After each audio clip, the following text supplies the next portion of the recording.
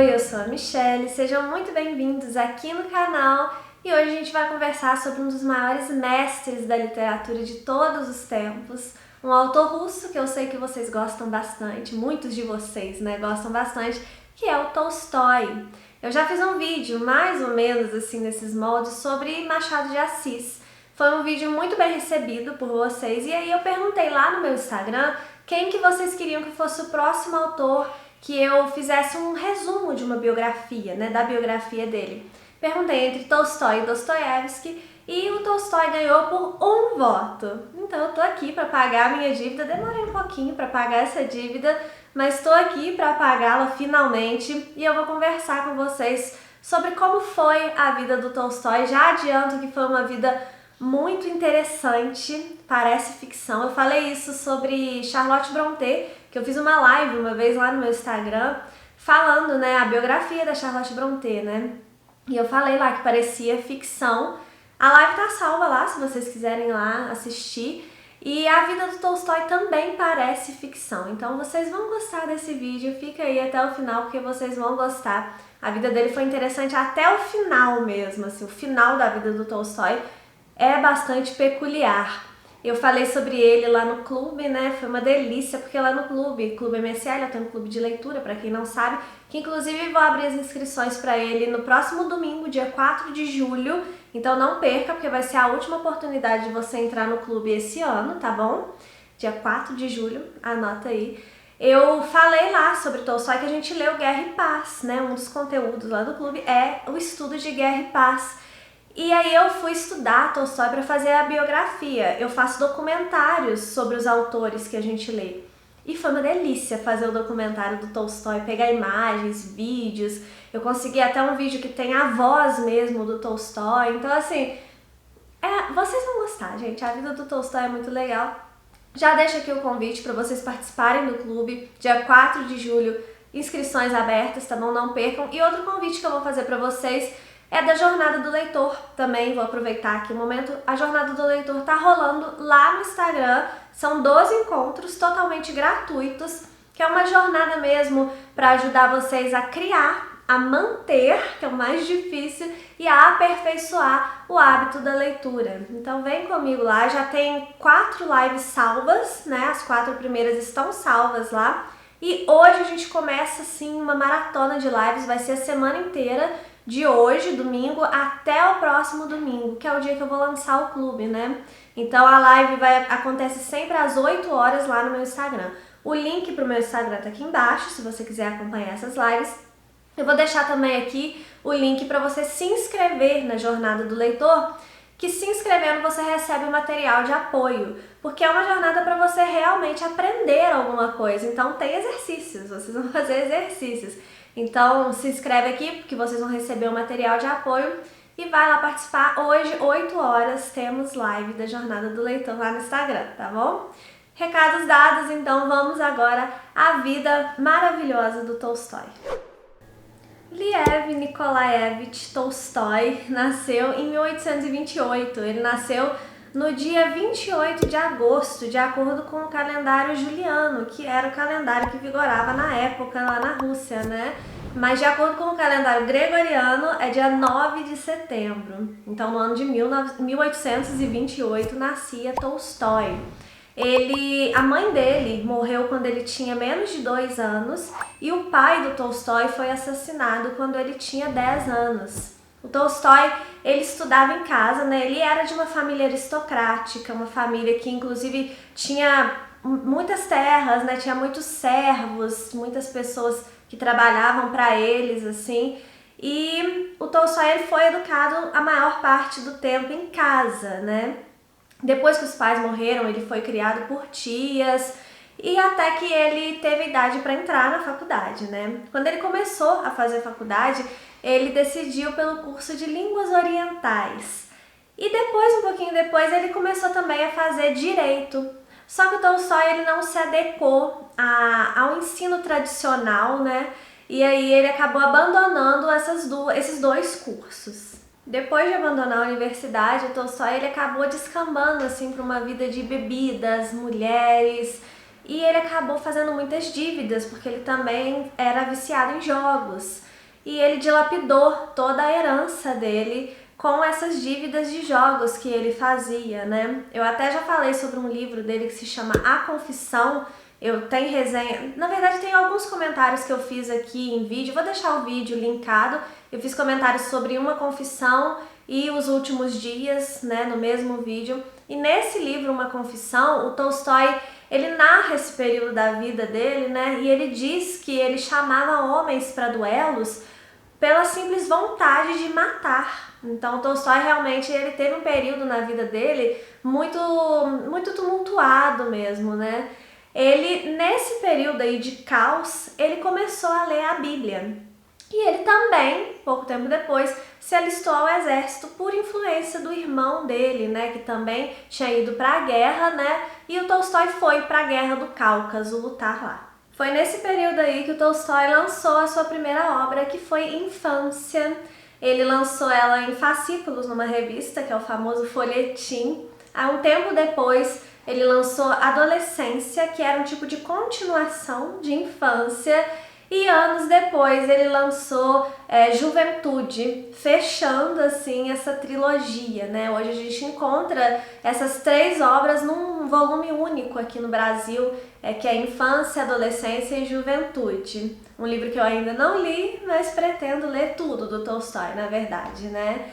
Ele, depois que ele publicou essas obras aí, ele já estava um escritor famoso lá na Rússia, um escritor respeitado, que recebeu críticas muito positivas. Então ele já era, aí nesse momento, um escritor muito lido e até bastante respeitado. Assim que o Tolstói se desligou do exército, ele acabou viajando muito pelo mundo e frequentando diversos círculos literários. Então ele conheceu outros autores, né, que são muito famosos hoje, como Turgenev, Goncharov, Victor Hugo, de quem o Tolstói não gostava muito do trabalho, e também Gorky, que acabou virando um amigo do Tolstói. Tem até um livro que o Gorky escreveu com um ensaio que ele fala sobre Tolstói, e é muito interessante o ensaio. Eu vou deixar aqui a foto para que vocês leiam, fica como sugestão de leitura aí para vocês, que eu gosto muito desse livro. Esqueci de pegar, mas a foto tá aqui para vocês identificarem. E um outro autor que o Tolstói não gostava era Dostoiévski, sim, seu contemporâneo Dostoiévski. Eles produziram, né, mais ou menos no mesmo período, e o Gorky, nesse ensaio, ele fala que o Tolstói ele era até bem implicante com o Dostoiévski. Ele fala algumas críticas lá que o Tolstói direcionava ao Dostoiévski. É um ensaio muito interessante mesmo, eu acho que vocês deveriam dar essa chance. Mas tá aí, 2 autores que o Tolstói não gostava muito do estilo, era Victor Hugo e Dostoiévski. Depois dessa fase aí viajando pelo mundo, o Tolstói ele volta para a terra natal dele, né, que era Yasnaya Poliana, a propriedade rural da família, né, a que tinha o patrimônio que tinha sobrado, né, daquela época que ele dilapidou o patrimônio dele. E aí ele começa a ter um caso com uma camponesa ali do lugar, né? Só que o Tolstói acabou se casando com uma outra mulher, que era a Sofia Andreevna. A Sofia ela era filha de um médico, portanto ela era de uma classe social mais próxima, né, à classe social do Tolstói, que mesmo tendo dilapidado o patrimônio, ele era um aristocrata, né? Ele era de família aristocrática. Então o Tolstói abandona, né, termina o relacionamento dele com essa camponesa para se casar com a Sofia. Uma coisa muito interessante é que tem um conto do Tolstói que se chama O Diabo, que inclusive é um dos meus contos preferidos, e eu já fiz resenha de uma edição da Companhia das Letras que tem esse conto, vou deixar também a resenha linkada. Sugiro muito a leitura desse livro porque é muito bom, todos os 5 contos desse livro são muito bons. Mas nesse conto O Diabo, o personagem ele vive um dilema parecido, né? Que ele se apaixona por uma moça pobre, mas ele acaba se casando com uma moça que é mais de uma classe social mais próxima da dele. E para mim, remeteu muito a essa questão do Tolstói, né? Da vida dele. Quando eu li esse conto, eu já tinha estudado a vida do Tolstói. E na hora, assim, eu lembrei da vida mesmo do Tolstói. O Tolstói, ele coloca muito de si na sua obra, às vezes de forma disfarçada, às vezes de forma mais explícita, como eu acho que é esse caso, né? Mas ele coloca muito de si na sua obra, por isso que eu acho importante você conhecer um pouco do Tolstói para ler a sua obra, né? Não que você precise disso para ler a sua obra, mas eu acho que é um complemento muito legal quando você conhece a vida do Tolstói e você consegue identificar coisas na obra dele, né, que são muito... refletem muito o que ele próprio viveu. Mas então ele se casou, né, com a Sofia.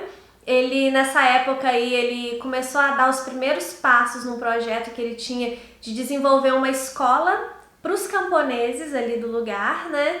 E ele tinha um método próprio. Como eu falei, né, ele não se adequou muito aos métodos tradicionais de ensino. Ele não concordava muito com os métodos tradicionais de ensino.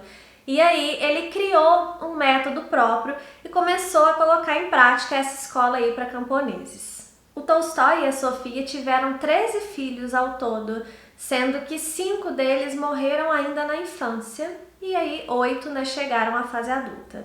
E aí nós chegamos na publicação de Guerra e Paz, né, que foi publicado pela primeira vez em formato de folhetim, e ele foi publicado com o título de 1805. Mas o Tolstói não ficou satisfeito com o que ele tinha publicado, e aí ele reescreveu todo o romance, né, adequando ali as coisas que ele achava que não estavam legais, e o livro foi publicado em formato de livro mesmo em 1869. Uma curiosidade sobre Guerra e Paz é que a Sofia, a esposa do Tolstói, ela reescreveu, ela copiou à mão o livro por 7 vezes. Cada vez que o Tolstói fazia uma modificação, ela ia lá e reescrevia o livro. E vocês já viram o tamanho de Guerra e Paz, né? Os biógrafos do Tolstói, eles também falam que a Sofia, ela foi responsável por uma mudança na forma que o Tolstói organizou o seu livro, né? A Sofia falou para ele colocar as suas digressões todas no final. Se você já leu Guerra e Paz, você sabe que no final, né, os últimos capítulos do livro, eles são mais dedicados a essas digressões do Tolstói. E ele iria distribuir isso durante toda a obra, mais ou menos da forma que o Victor Hugo faz. Victor Hugo que o Tolstói criticava, né? Mas aí a Sofia convenceu ele a colocar essas digressões no final, porque segundo ela ficaria cansativo interromper a história para ele fazer as digressões, o que eu concordo muito com a Sofia, agradeço muito a Sofia, porque eu gostei muito do fato dessas digressões virem no final e não no meio, né, da obra. Outra coisa que os biógrafos falam que a Sofia influenciou muito o Tolstói foi na construção das personagens femininas. Em 1877, o Tolstói publicou a versão completa de Anna Karenina, né? Depois que ele teve que interromper, porque a Anna Karenina estava sendo publicada em formato de folhetim. Mas o Tolstói teve uma treta lá com o editor sobre o final do livro, né? O editor queria uma coisa, o Tolstói queria outra, então o Tolstói interrompeu, ele não publicou o final em folhetim, e aí depois ele completou o livro e publicou como livro mesmo em 1877. Sabe quem que gostava muito desse livro? Dostoiévski. Pois é, Dostoiévski foi tão criticado por Tolstói, ele elogiou publicamente Anna Karenina, dizendo que era uma obra de arte excepcional, e quem concordava com Dostoiévski, né, também gostou muito de Anna Karenina, foi William Faulkner e o Vladimir Nabokov, que é o autor de Lolita, né? E sabe quem não gostava de Anna Karenina? O Tolstói. O Tolstói não gostava nada desse livro e depois que ele publicou Anna Karenina, ele acabou também, por outros motivos obviamente, acabou entrando em depressão.